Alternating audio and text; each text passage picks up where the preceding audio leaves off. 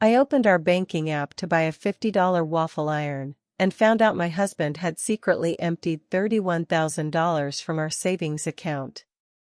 No note. No warning.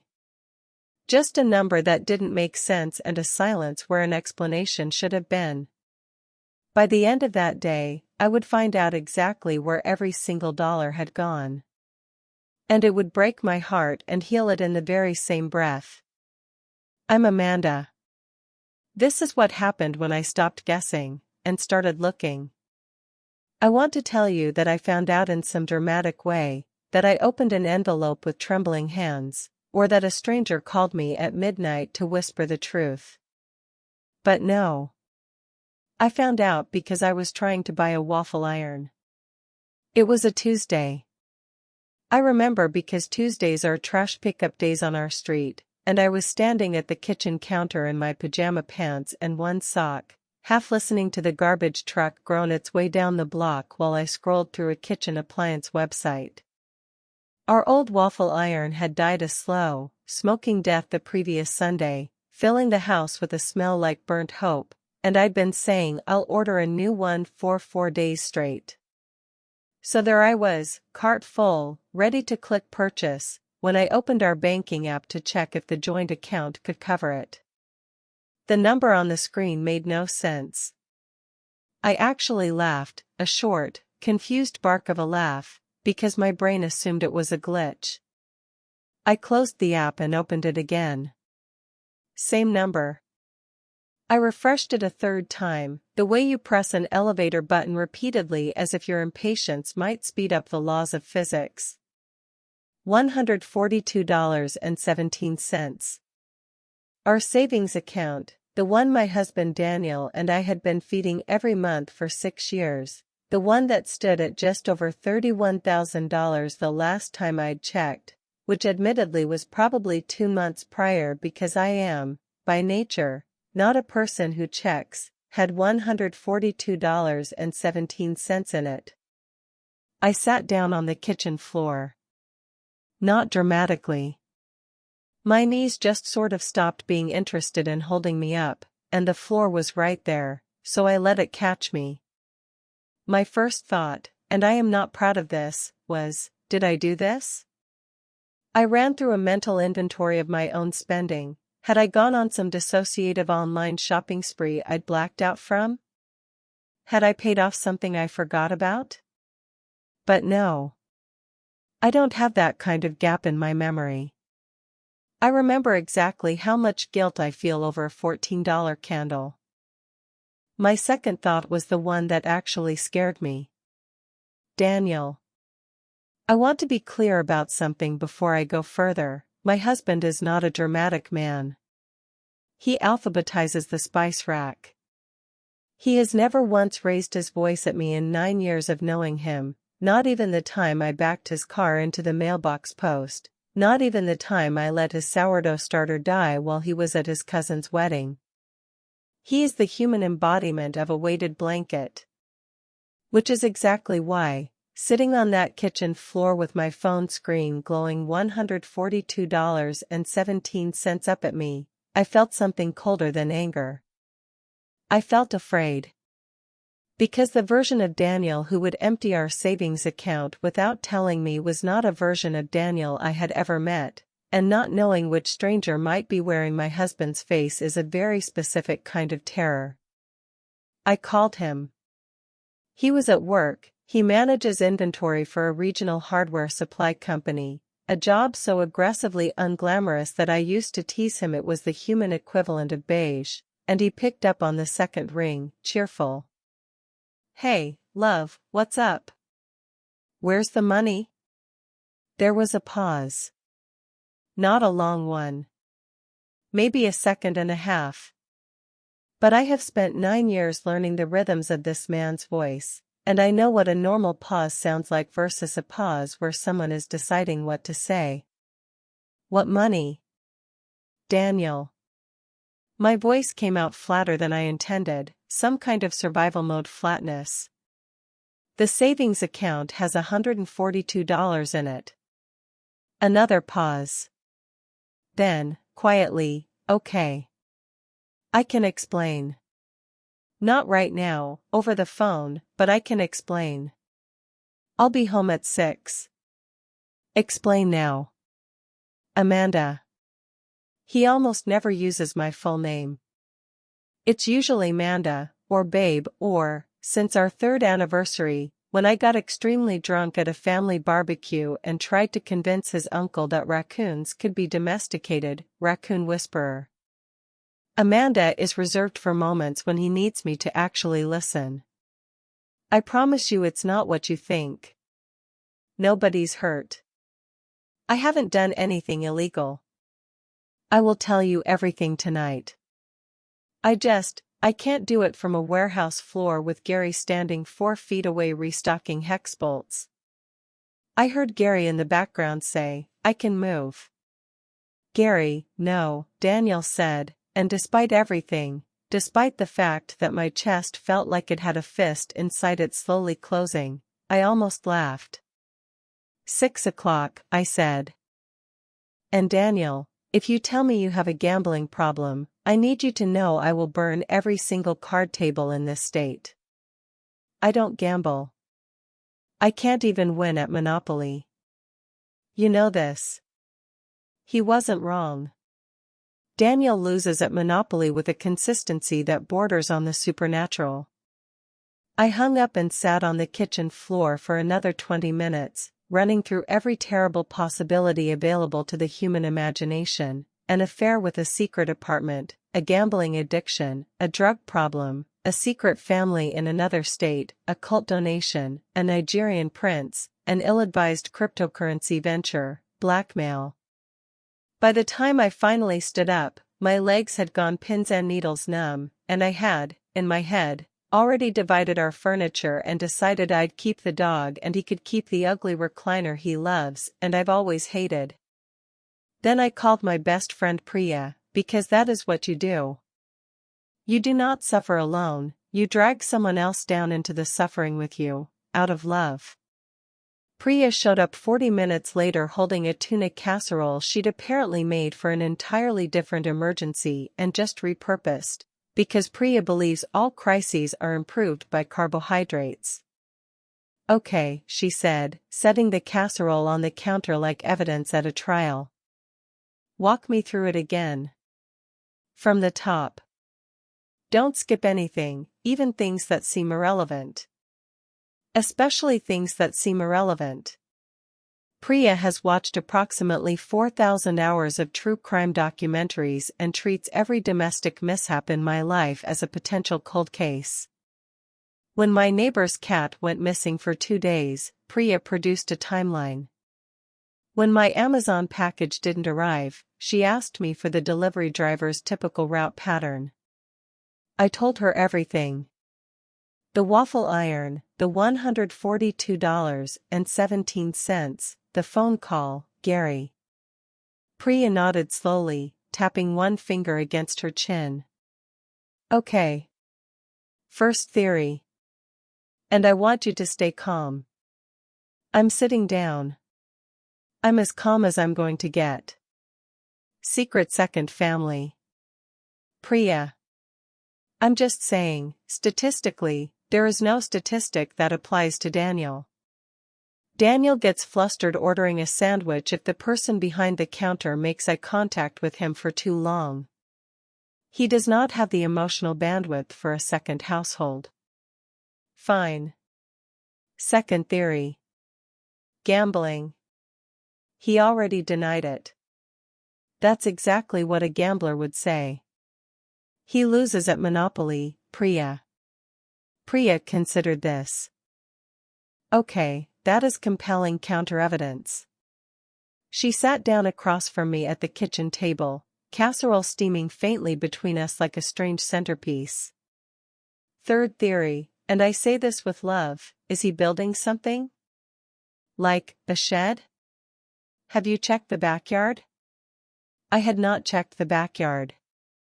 For one wild moment I actually got up and looked, as though I might find a fully constructed shed had sprouted overnight like a mushroom. There was nothing back there but the same crooked fence and the tomato plants I keep forgetting to water. No shed, I reported. A boat, then. Some man buy boats. It's a whole thing. Midlife crisis boats. He's 34. Early boat. I put my head down on the table. I don't want a theory, Priya. I want to know what's actually happening.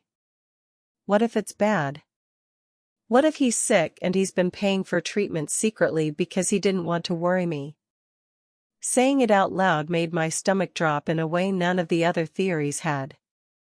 Priya's face changed too, the investigator mask slipping for a second into something softer, more scared for me.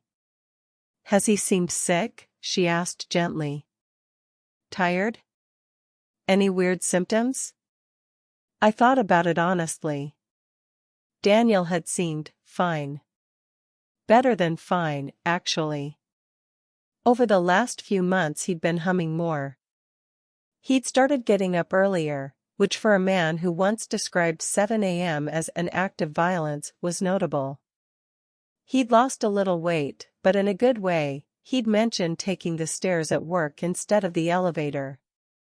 If anything, my husband had seemed happier lately, not sicker. Which, when I said all that out loud to Priya, made both of us go quiet, because happier while secretly draining our savings account is its own unsettling category of evidence. Okay, Priya said finally, straightening up. New plan. We stop guessing and we start investigating. Properly. Like professionals. We are not professionals. I've watched every season of Dateline. I am basically a professional. She pulled her laptop out of her bag. She had, apparently, come prepared for this to become a whole production, and opened it on my kitchen table. Do you have access to the checking account? Credit card statements? Anything with a paper trail? I did. Daniel and I had never been the type of couple with financial secrets, or so I'd thought right up until 11 o'clock that morning, and I still had full access to everything. I pulled up the checking account and the 2 credit cards while Priya leaned over my shoulder, narrating like she was hosting her own true crime podcast. Okay, look at this. Recurring withdrawal, first of every month, $600, going to Red Brick Holdings LLC. That sound like a criminal enterprise to you? It sounds like the name of a company that installs gutters. Everything sounds like gutters until it's a money laundering front, Amanda. We found 4 more, a payment to something called Larkspur Restoration, irregular charges to a hardware liquidation site, a wire transfer to a name I didn't recognize, M. Halvorson, and, strangest of all, a monthly payment to a storage facility 2 towns over, one we didn't have a unit at, as far as I knew.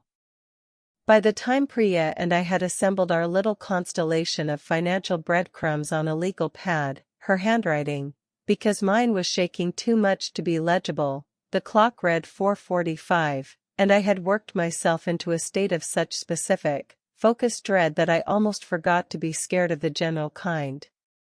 A storage unit, Priya said, staring at the pad like it might rearrange itself into an answer. Amanda. What is in the storage unit? I don't know. Do you think it's bodies? Priya. I'm just saying, we need to consider, it is not bodies. You don't know that. I did not, strictly speaking, know that. But I was fairly confident that if my husband, a man who apologizes to furniture when he bumps into it, had somehow become a person capable of disposing of bodies, the universe owed me a much bigger, much stranger explanation than a $142 savings account. Here is a fact about Priya that I love and also occasionally find exhausting: she does not believe in half measures. When I mentioned, almost as a joke, that Daniel sometimes left work early on Thursdays and I never knew where he went, she was already grabbing her car keys. "We're doing a stakeout," she announced. "It's Tuesday." "We're doing reconnaissance." "That's not a real distinction." "Amanda. Get in the car." I wanted on record that I did try to talk her out of it.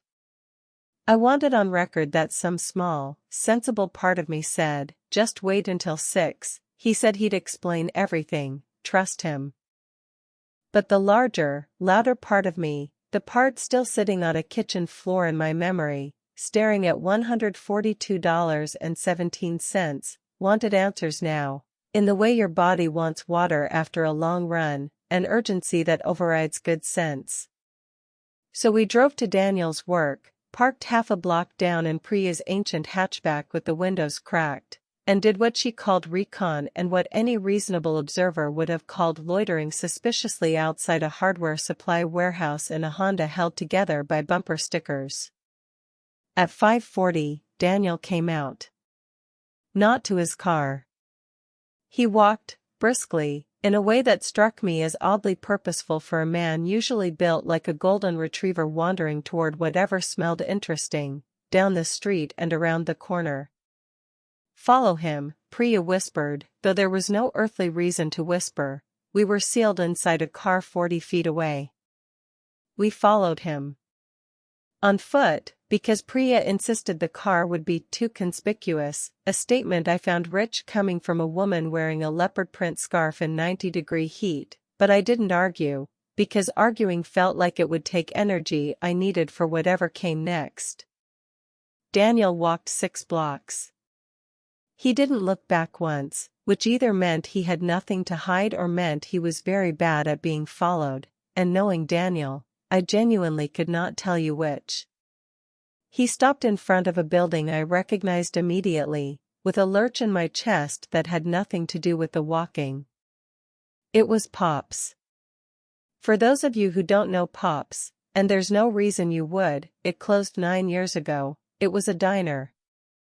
A real, honest-to-God, red vinyl booth, milkshake in a metal cup diner, 3 blocks from the house I grew up in. It was named after its original owner, a man everyone called Pop even though his actual name was Harold, and after Harold retired, my father bought it and ran it for 11 years. I grew up doing homework in the corner booth. I learned to crack eggs on the flat top when I was 9. I met Daniel there, actually, a fact I don't think I've mentioned yet, but I will circle back to it, because it matters. My father died when I was 26. The diner didn't survive him by more than 8 months. My mother, grieving and never much of a businesswoman to begin with, sold it to cover his medical bills, and it had sat empty and slowly decaying ever since, a faded for lease sign yellowing in the window, weeds growing up through the cracked parking lot. I had not set foot near that building in years. It hurt too much. I used to take a different route home specifically to avoid driving past it. And here was my husband, standing in front of it with a key in his hand. "Oh my God," Priya breathed beside me. "Amanda. He's letting himself into your dead father's diner." "I can see that, Priya. Is this a seance? Is your husband holding seances at your dead father's diner?" I didn't answer, because I was already moving, not sneaking anymore, not hiding, just walking straight toward the building with my heart doing something complicated and enormous in my chest. Daniel heard my footsteps on the gravel and turned, and the look on his face when he saw me was not guilt, not exactly. It was something closer to caught, but not sorry, like a kid discovered halfway through wrapping a present. "You followed me," he said. "Priya made me." "I did not make her," Priya called from a very unconvincing distance of about 8 feet. Daniel looked at the key in his hand, then at me, then at the building behind him, its windows dusty, its old sign, Pop's, still hanging crooked above the door, one letter dangling by a single screw the way it had for the last 3 years of its operation because my dad kept saying he'd fix it and never did. "I wasn't going to show you like this," he said quietly. This is not how I wanted this to go. Show me what? He exhaled, long and slow, the way he does before he says something he's been rehearsing. Come inside, he said. I'll show you where every dollar went. The door stuck the way it always had, you had to lift the handle slightly while pushing, a trick my father used to demonstrate to confused delivery drivers with the pride of a man revealing a magic spell, and Daniel knew the trick, which told me, even before I stepped inside, that this had not been a one-time visit. The inside of Pops took my breath away, and not in the sentimental, misty-eyed way I expected. It took my breath away because it was finished. Not finished. There was plastic sheeting still taped over one section of the floor, and a stepladder folded against the far wall, and the unmistakable smell of fresh paint doing battle with old grease that had probably soaked into these walls since before I was born. But the booths, the actual red vinyl booths, the ones I thought had been hauled off to a landfill 9 years ago, were back, reupholstered, gleaming. The counter had been sanded and resealed, and someone had painstakingly restored the black and white checkerboard floor tile, patching in matching squares where the originals had cracked. The milkshake machine sat on the counter, chrome polished to a mirror shine, the same model my father used to let me operate under strict supervision after I'd broken exactly one and only one glass container doing it unsupervised. And the sign. The letter that had hung crooked for years, the S in Pops, had been rehung, straight and solid, screwed in tight. I stood in the doorway with my hand over my mouth, and for a long moment I couldn't speak, couldn't even really process what I was looking at, because grief and joy were arriving in my chest at exactly the same time and colliding somewhere around my sternum. I found out it was for sale again about 8 months ago, Daniel said, standing a careful few feet away, like he wasn't sure yet whether he was allowed to come closer. The guy who bought it after your mom sold it, he tried running it as a sports bar for like a year, then just let it sit. Bank finally repossessed it and put it back on the market. I saw the listing by accident. I wasn't even looking. I was searching for something completely unrelated and it just showed up. And I thought about how every year on your dad's birthday you drive past this street and then pretend you didn't, and I thought, he stopped, rubbed the back of his neck, which is what he does when he's about to say something that embarrasses him. I thought, what if I could give it back to you? Not as a diner you have to run, God knows neither of us knows how to run a restaurant, I burn toast, Amanda, I burn toast, but as a place. A place that exists again. So you'd have somewhere to put all of it. All the stuff about your dad that you never really got to put anywhere, because it closed so fast after he died that you never got to say goodbye to the actual place, just to him. I was crying by then, the kind of crying that isn't pretty, that comes with sound effects and a running nose, and Priya, bless her, truly, whatever her theories about bodies and storage units, had quietly stepped back outside to give us the room, though I could see her silhouette through the window, phone pressed to her ear, undoubtedly narrating this entire scene to someone. You spent our savings, I managed. Daniel, that was $31,000. 31,218, he said. I know the exact number. I've had a spreadsheet since February. I know I know I should have told you. I wanted to tell you every single day, I swear to God, there were probably 40 different times I opened my mouth to tell you and then chickened out, because I wanted it to be a surprise so bad, and also because some tiny insane part of my brain was scared that if I told you and it fell through, if the sale collapsed, or the restoration cost more than I budgeted, or I just made a mess of the whole thing, I didn't want you to have hoped for something and then lost it a second time. I didn't want to hand you your grief back unfinished. So instead you just quietly drained our entire savings account without a word. Yes. He didn't flinch from it. And I know that was wrong. I've known it was wrong basically the whole time, in the responsible adult part of my brain that also remembers to renew the car registration. I should have brought you in from day one. I should have said, hey, I found this listing, what do you think, should we do this together? Instead I made a unilateral decision with money that was half yours, and I hid it, and today you found out from a banking app instead of from me, and Amanda, I am so sorry about how this happened, even though I'm not sorry about what I did. There was a long silence, filled only by the hum of the old refrigeration unit behind the counter, somehow still running after all these years, or maybe recently serviced, knowing Daniel now, probably recently serviced, with a receipt in a folder somewhere, because if this man was going to have a secret, he was apparently going to have the most meticulously documented secret in the history of secrets. Show me the spreadsheet, I said. Daniel blinked. What? You said you have a spreadsheet since February. I want to see it. I want to see where every dollar went. You promised, on the phone, that you'd tell me everything. So tell me everything. A slow, disbelieving smile started at the corner of his mouth, the specific smile he gets when he thinks he might not be in as much trouble as he'd braced for, which, to be clear, he absolutely still was, but the trouble had shifted registers, from catastrophe to long overdue conversation. It's color-coded, he offered, like a peace treaty. Of course it is.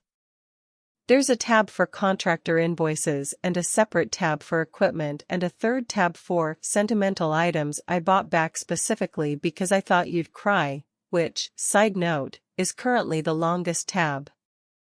Despite everything, despite the anger still sitting hot and unresolved somewhere under my ribs, despite the very real conversation we were absolutely still going to have about partnership and communication and maybe next time lead with the spreadsheet, Daniel, I laughed. A real laugh, wet and messy and mixed in with the crying, the kind of laugh that only exists because you've loved someone long enough to know exactly which of their sentences would make you laugh even mid-crisis. Show me the tab, I said. He pulled out his phone. We sat down in the third booth from the door, the one that had always been mine and my dad's, the one where I did fourth grade long division and, later, filled out my first college application while he refilled ketchup bottles 4 feet away, and Daniel opened the spreadsheet. I want to walk you through this tab, because it undid me more thoroughly than anything else that day, and because I think you should know exactly the kind of man I married, flaws, secrecy, financial recklessness, and all. Line 1, milkshake machine, original model, sourced by a restaurant liquidation auction in Ohio, $1,240 including shipping. Note, found the same model, confirmed with serial number database, not just a lookalike. I didn't even know serial number databases for vintage milkshake machines existed. I don't think Daniel did either, before this. He'd apparently spent an entire weekend down some kind of internet rabbit hole just to make sure the machine wasn't merely similar, but identical, the actual make and model my father had operated for 2 decades, sourced from a defunct diner 3 states away that had, by sheer bureaucratic coincidence, closed the same year Pops did. Line 2, booth reupholstery, original color match. Took photo from Amanda's parents' 1998 wedding video, background of reception hall shot, diner visible through window in one frame, to a fabric specialist. 14 swatches before match. $3,600 for all 9 booths. I asked him, voice cracking, how he'd even had access to my parents' wedding video, and he said, very simply, like it wasn't an insane and beautiful thing to have done, that he'd asked my mother for it 8 months ago, told her he wanted to digitize some old family tapes as a gift for me, and had, in fact, digitized all of them, a project he genuinely completed, because even his cover stories came with real deliverables. Line 3, S sign, original hardware store, Kowalski's, now closed, tracked down former owner's son, who still had unsold inventory in a storage unit. $340 for sign, $80 storage unit fee, back pay owed for 4 months because negotiations took longer than expected. There was the storage unit. Not bodies. A single letter of a sign, purchased from the estate inventory of a hardware store that didn't exist anymore, because Daniel had refused to simply have a new S fabricated. He wanted the exact one, or one exactly like it, because he'd noticed, apparently, in some framed photo on my mother's mantel, the precise, slightly asymmetrical font my father had chosen back when he first bought the place. Line 4, Red Brick Holdings LLC, the general contractor. Not a criminal enterprise, before you ask, Priya. I actually gasped out loud. You knew Priya thought it was a criminal enterprise? She left a voicemail on my phone 11 days ago asking, and I quote, if I needed help disposing of anything, and I genuinely did not know how to respond to that, so I just didn't, and I've been mildly panicked about it ever since.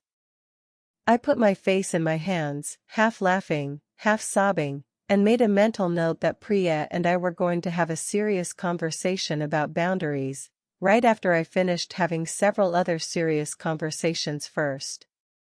Line 5, and the one that finally broke me completely, framed photo, corner booth, above the register, restored from a water-damaged printer mom had in a box in her garage.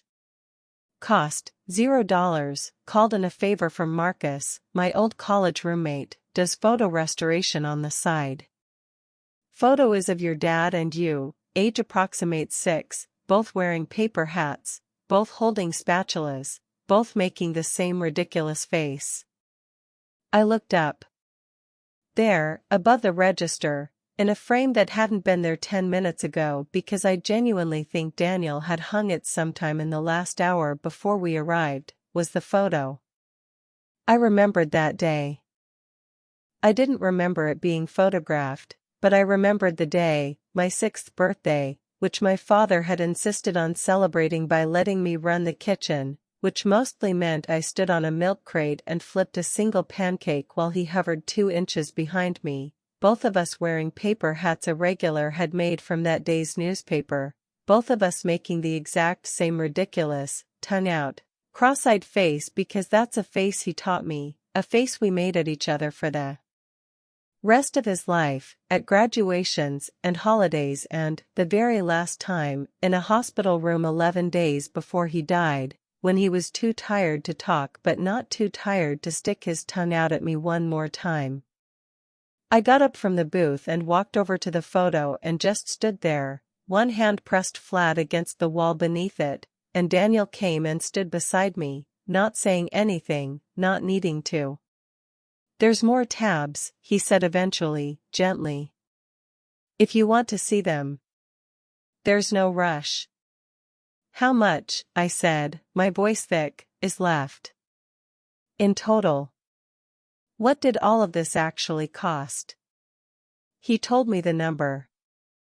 It was more than the $31,000. He'd also quietly picked up 2 extra shifts a month at work, sold his motorcycle, the one I'd always secretly hated and never had the heart to tell him to get rid of, and cashed out a small inheritance from his grandfather that he'd been sitting on for years, uncertain what to do with it, because it felt wrong to spend Grandpa's money on something small, and I guess I was waiting for something big enough. You used your grandfather's inheritance. He'd have loved this place.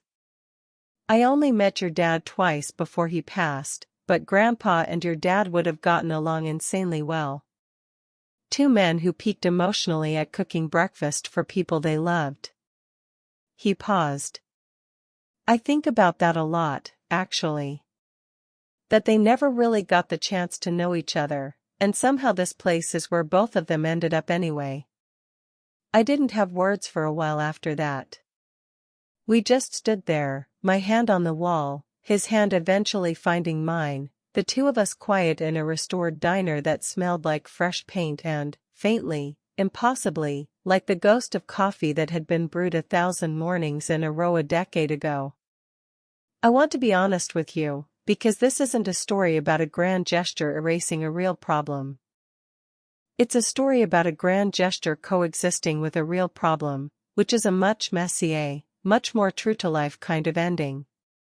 2 days later, once the shock had worn thin enough to let the anger properly settle in, Daniel and I sat down at our actual kitchen table, not the diner booth, our regular table, with the wobbly leg he still hadn't fixed after 4 years, an irony that did not escape either of us, and had the conversation we should have had 8 months earlier. "You don't get to do that again," I told him, and I meant it with my whole chest. "Ever. I don't care how good the surprise is. I don't care if you find a listing for the actual house I grew up in, or a listing to bring my dad back from the dead. I swear to God, Daniel, if you ever make a financial decision that big without me again, surprise or not, gift or not, I will not forgive it as easily as I'm forgiving this." I know. I mean it. This isn't me being dramatic for effect. What you did was beautiful, and it was also completely, fundamentally not okay. Those two things are both true at the same time. You scared me. You made me spend an entire day thinking you had a secret family or a gambling addiction or a body in a storage unit, because Priya has genuinely ruined my ability to think rationally under stress. To be fair, that's not entirely her fault. And none of that fear needed to exist. You could have told me on day one. "Hey, I found the diner, I want to try to get it back, I want to do it as a surprise. Are you okay with me handling the money if I keep you completely updated on the budget, in writing, with actual check-ins?" I would have said yes. I would have cried right then, on day one, and it would have been just as beautiful, and I wouldn't have spent a day of my life being afraid of my own husband. Daniel nodded slowly, and to his enormous credit, he didn't get defensive, didn't try to relitigate how good his intentions were, didn't remind me a third time that he wasn't sorry about the outcome. He just said, "You're right." I got so wrapped up in wanting it to be perfect that I made it about the surprise instead of about you. That's a me problem, not a diner problem. Also, I added, because I wasn't done, you're paying for a joint financial planning session with an actual advisor, where we set up a rule that neither of us moves more than $500 without telling the other person, and we review the accounts together every single month, out loud, whether either of us wants to or not. Deal. And you're telling Gary he can't just casually restock hex bolts within eavesdropping distance of your personal crises anymore. That man knows too much about our marriage. Daniel actually laughed at that, a real one, the tension in his shoulders finally dropping. Gary asked me yesterday if the diner thing worked out. I think he's been rooting for me. Of course Gary's been rooting for you. Gary's probably got a betting pool going with the rest of the warehouse. There is, in fact, a betting pool. I'm not supposed to tell you that. I was $30 away from winning it myself, which felt ethically complicated. I put my head down on the wobbly kitchen table and laughed until I cried again, which had become something of a theme for the week, my body apparently unable to distinguish anymore between grief and joy and fury and relief, all of it running through the same well-worn change.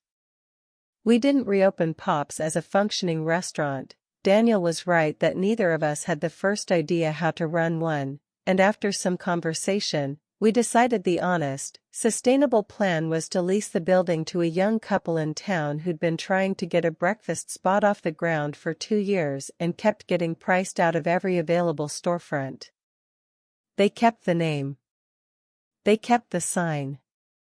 They kept, at my insistence and with more tears than I expected from a lease negotiation, the corner booth exactly as it was, with a small brass plaque Daniel had made without telling me. Apparently some habits die harder than others, that reads, in memory of Harold Pop Devane and Richard Ellery, who both believed the best conversations happen over pancakes. Richard Ellery was my father's name. I'd never told Daniel I wanted a memorial for him. I didn't have to. 9 years of marriage teaches you things about a person that they never technically say out loud. The new owners invited us to the actual opening morning. 6 weeks after that first Tuesday, I sat on the kitchen floor over a waffle iron I still, notably, had not purchased.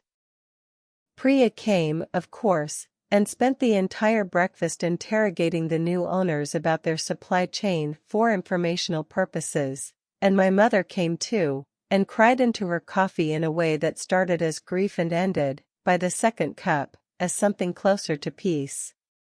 He would have hated the new pancake recipe, she told me, dabbing her eyes with a napkin, gesturing at the plate in front of her. Too much vanilla. Your father was a purist. He'd have complained to the owners directly, I agreed. Within the first 10 minutes. Within the first 5, she said, and we both laughed, and it was the first time in 9 years I'd been able to laugh about my father in the past tense without the laugh curdling into something painful halfway through. Daniel sat across from me in the booth, our booth, though it belonged to strangers now, in the practical sense, and belonged to us in every sense that mattered, holding my hand under the table, and I looked at this man, this quiet, spreadsheet hoarding, hex-bolt adjacent, deeply, almost pathologically sincere man, and thought about how furious I had been, how genuinely, righteously furious, and how that fury and this gratitude were sitting in my chest at the very same time, the way they'd been sitting there since the moment I first saw the S hanging straight above that door. You know, I said, I still haven't forgiven you for the storage unit thing. I know. Priya still checks in with me periodically to ask if you've been acting cagey. Tell her I said hi. And that the money's all accounted for. Genuinely. Every dollar. I know, I said. I saw the spreadsheet. There's a tab for the lease negotiations too, if you want to see it. Of course there is. Under the table, he squeezed my hand, and across from us, my mother refilled her coffee from the same battered carafe she remembered from 30 years ago, and somewhere behind the counter, a new owner who'd never met my father was flipping pancakes on a flat top my father had trained me on when I was 9 years old, and the whole absurd, infuriating, achingly beautiful chain of it, the empty account, the terror, the diner, the spreadsheet, the storage unit that held nothing more sinister than a single salvaged letter, sat there in my chest, fully accounted for, the way Daniel had promised it would be, right down to the last dollar, right down to the last dollar's worth of love he hadn't known how to hand me any way except sideways, secretly, badly, and complete. I did, eventually, buy the waffle iron. Daniel insisted on paying for half of it out of his own separate checking account as a gesture of good faith regarding future large purchases, which made me laugh so hard I had to sit down again, though this time on an actual chair, with both socks on, and no 6-figure act of secret devotion waiting to ambush me from the bottom of my banking app. We use the waffle iron most Sunday mornings now. Daniel burns the first one every single time. Some things, apparently, are simply beyond even the most devoted, most meticulously spreadsheet love, and I eat it anyway, laughing, while he mutters about recalibrating the temperature dial like a man defusing a bomb. And once a month, on the 15th, we sit down together at that same wobbly kitchen table, laptop open between us, and go through every account, every transaction, every dollar, out loud, together. Not because we don't trust each other anymore, but because we finally learned the difference between a secret and a surprise, and decided, for the rest of our lives, we'd only ever choose the kind that doesn't require either of us to sit alone on a kitchen floor, afraid of the person we love most in the world. The 15th of this month, incidentally, falls on a Sunday. We already know what we're having for breakfast. Some secrets break a marriage. Some, like this one, almost break it, and then quietly put it back together, stronger at every seam that had to be reopened first. If this story moved you, sit with that for a second before you go. And the next time someone you love goes quiet on you, ask twice before you assume the worst. Thank you for staying till the end.